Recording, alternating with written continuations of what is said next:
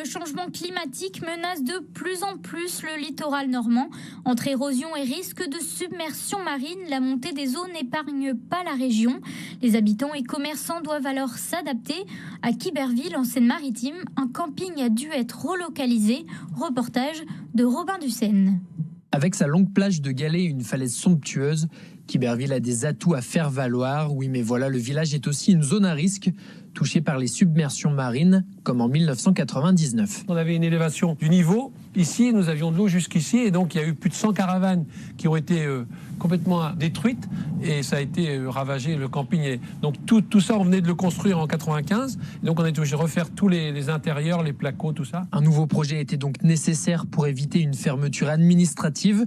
La municipalité a donc acté la relocalisation du camping municipal 700 mètres en retrait par rapport au précédent emplacement. On a mis le temps, bien sûr, puisqu'il a fallu, je vous l'ai expliqué, faire des acquisitions, modifier le PLU, trouver les financements. Et l'autre camping municipal va faire l'objet d'une fermeture définitive le 30 septembre pour justement redonner à la biodiversité toute sa place, c'est-à-dire qu'on va renaturer l'endroit et qu'on va supprimer les bâtiments qui étaient dans la vallée pour redonner au Conservatoire littoral un terrain vierge pour le renaturer complètement. Un nouveau camping qui n'aurait pu voir le jour sans des investissements, 8 600 000 €, dont les 2 tiers financés par l'Union européenne.